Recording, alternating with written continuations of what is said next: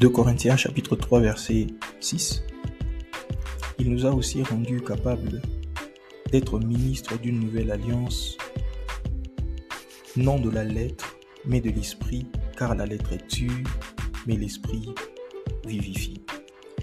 Une autre raison qui empêche plusieurs personnes de pouvoir s'engager dans une démarche sérieuse d'étude de la Bible est la mauvaise interprétation de ce texte. La conclusion tirée par plusieurs est qu'il faudrait plutôt chercher la révélation dans la parole que chercher à comprendre le texte en lui-même, ou encore chercher à comprendre le texte signifiait être un homme charnel. Dans cet épisode, nous allons essayer de réfléchir. Je ne dirai pas si ceux qui ont cette conviction ont tort ou raison, mais chacun de nous tirera sa propre conclusion à la fin de l'épisode. Salut à tous, c'est Jonathan. Bienvenue sur Biblecast.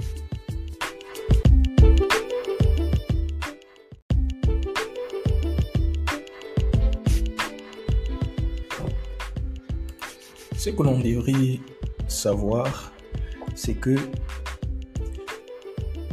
cette compréhension, cette mauvaise interprétation, je dirais, de ce texte ne vient pas que de notre génération. Ce texte est victime de cette mauvaise interprétation depuis plusieurs générations, depuis le XVIe siècle pratiquement, à l'époque de la Réforme. Et cet héritage s'est transmis des générations en génération. Plusieurs générations sont venues, plusieurs générations sont passées. Et cette compréhension, cette interprétation a transcendé les générations jusqu'à parvenir à notre époque. Et plusieurs théologiens ont commencé déjà à combattre cette conception, cette interprétation selon laquelle la lettre tue et l'esprit, c'est l'esprit qui vivifie. Cette interprétation qui veut opposer l'esprit à la parole écrite. Alors que pourtant, si vous rentrez dans le contexte de ce texte-là, vous allez vous rendre compte que l'apôtre n'est pas en train de faire allusion à ce que l'on a tiré comme conclusion de ce passage-là. Et donc plusieurs théologiens se sont battus, comme Jean Calvin par exemple, depuis le XVIe siècle pratiquement. Ils se sont battus pour que cette interprétation-là ne puisse pas, que les gens ne puissent pas tirer cette interprétation de ce texte-là. Et aujourd'hui encore, plusieurs chrétiens, au nom de la spiritualité, valident cette interprétation-là, cette interprétation de ce passage, et mettent en opposition le logos, c'est-à-dire la parole écrite, et le rhéma, la parole révélée. Ce qui fait que l'on veuille à tout prix trouver l'essence cachée, la révélation derrière les Écritures. C'est vrai que la Bible est porteuse d'une révélation, mais tout n'est pas à spiritualiser. Et cette interprétation encourage deux choses. Quelqu'un me posera la question, c'est de quoi cette interprétation au finish? C'est ce que les gens tirent de ce passage. C'est la première des choses, c'est que la lettre tue, c'est l'esprit qui vivifie. Les gens comprennent cela et mettent en opposition la parole écrite de l'esprit. Et la première des choses, la première conclusion, c'est que l'on justifie n'importe quelle interprétation du texte biblique au nom de la révélation de l'esprit. Puisque la lettre tue, c'est l'esprit qui vivifie.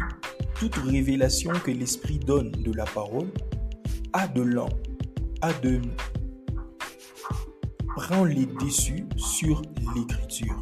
Parce que l'écriture tue. C'est l'esprit qui vivifie. Il faudrait chercher à ce que l'esprit nous donne la révélation qui va nous donner la vie.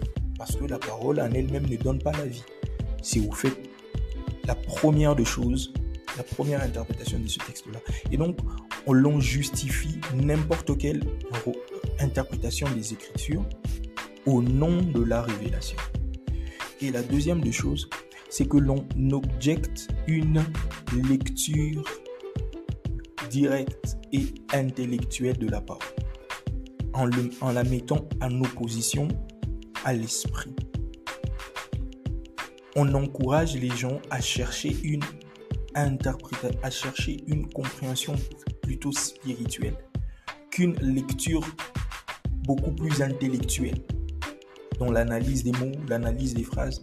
Parce que la lettre tue, on n'a pas besoin de lire de façon intellectuelle le texte biblique. On devrait par contre chercher une interprétation spirituelle des Écritures. Ce sont là les deux éléments de compréhension qui se sont transmis de génération en génération. Et aujourd'hui, dans notre époque, nous sommes dans le piège du logos et du rhéma. On cherche le rhéma. Et moi, personnellement, je pense que cette façon de voir constitue également un obstacle à la bonne compréhension de la Bible. Pourquoi ? Parce que, tout d'abord, l'on va falsifier le sens naturel des Écritures. À la recherche de toute interprétation spirituelle, on arrive à falsifier le sens naturel des Écritures. Comme je l'ai dit la dernière fois, certaines choses dans la Bible sont des choses naturelles. Et les auteurs bibliques n'ont pas écrit à des hommes savants, à des hommes spirituels. Ils ont écrit au bas peuple. Ils ont écrit aux communs de mortels pour que cette population les comprenne, pas en voulant chercher de l'interprétation spirituelle derrière. Et donc, en force de chercher une interprétation spirituelle, on tombe dans la falsification du sens naturel des Écritures. Et aussi, cette interprétation-là va encourager une interprétation ou une compréhension allégorique de la Bible. Ça veut dire que dans tous les écrits, on veut faire un rapprochement allégorique pour pouvoir trouver le sens des Écritures. Et aujourd'hui, à force des jongleries sur les symboliques des noms, les symboliques des lieux, les symboliques des nombres, ainsi de suite, parfois on tire des leçons spirituelles de certains passages qui parfois, ces leçons spirituelles-là, ne se dégageaient même pas du sens littéral des passages. Et à cause de cela, à cause de toutes ces jongleries, beaucoup de chrétiens aujourd'hui sont découragés de pouvoir lire la Bible par eux-mêmes parce qu'ils sont convaincus qu'il faut une initiation au sens caché des Écritures pour parvenir à la compréhension. Beaucoup de chrétiens ne lisent plus parce qu'ils ont été exposés à une façon d'interpréter, une interprétation entre guillemets spirituelle, de sorte qu'ils se sentent disqualifiés et estiment qu'il faudrait avoir une certaine initiation au sens caché des Écritures avant de pouvoir s'engager dans la lecture et dans la compréhension. Et dans certains milieux chrétiens, on a promu les mépris de l'intelligence. C'est comme si, quand on doit lire la Bible, on ne doit pas employer son cerveau, on ne doit pas utiliser ses capacités intellectuelles. L'on doit se tourner vers l'esprit pour pouvoir comprendre. Pourtant, de base, la Bible, c'est un livre qui a été écrit sous l'inspiration du Saint-Esprit, mais écrit pour être comprise par des hommes. Alors, j'aimerais nous poser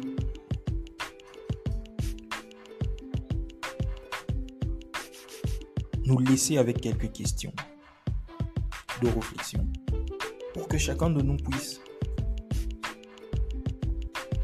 tirer sa propre conclusion. Avant que je ne donne les 2-3 questions, la première des choses que j'aimerais nous dire, c'est que Dieu, par son esprit, continue d'inspirer sa parole encore aujourd'hui. La Bible a été écrite sous l'inspiration du Saint-Esprit, j'en suis convaincu. Et le Saint-Esprit continue encore aujourd'hui à éclairer, pour nous amener à une bien meilleure compréhension de la Bible. J'en suis également convaincu. Mais j'aimerais nous poser une question.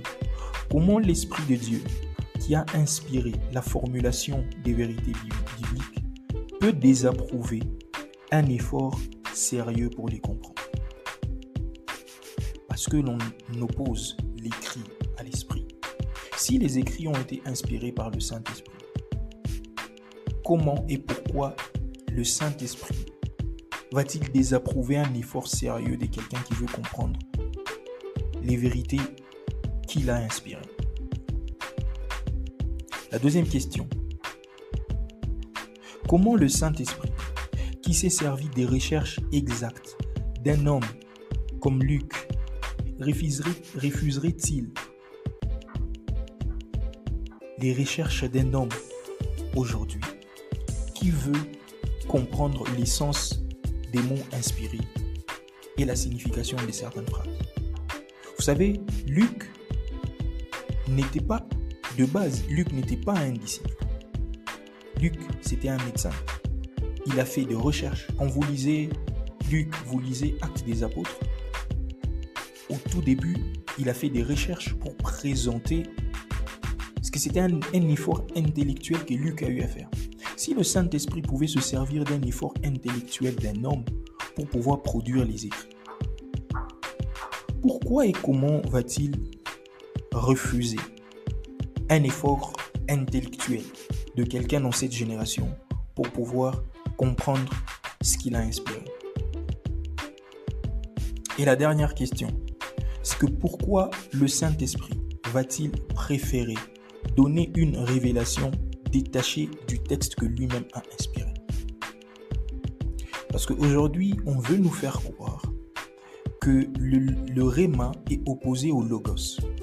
Si le Logos et les Réma ont tous la même source d'inspiration, ça veut dire le Saint-Esprit qui a inspiré le Logos et qui a inspiré le Réma qu'on tire du Logos, pourquoi va-t-il préférer donner une inspiration qui puisse être détachée, pour ne pas dire opposée à l'inspiration initiale qui a été écrite? Et donc, c'était ça que je voulais nous faire comprendre, nous faire penser aujourd'hui.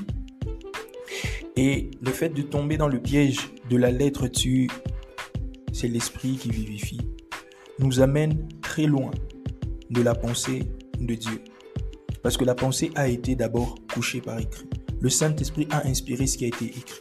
Donc, le premier niveau de compréhension de la révélation du Saint-Esprit, c'est de comprendre d'abord ce qu'il a inspiré dans l'écrit avant de pouvoir chercher une compréhension au-delà de ce qu'il a écrit.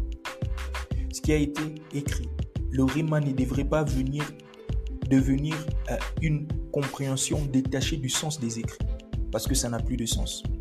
Si le Réma vient expliquer ce qui est écrit, le Réma ne doit pas s'opposer à ce qui est écrit, parce que les deux ont la même source d'inspiration. Merci beaucoup d'avoir écouté ce numéro de Biblecast. J'espère que vous avez trouvé du plaisir à l'écouter. Dieu vous bénisse. Passez une très bonne soirée. À la prochaine. Ciao.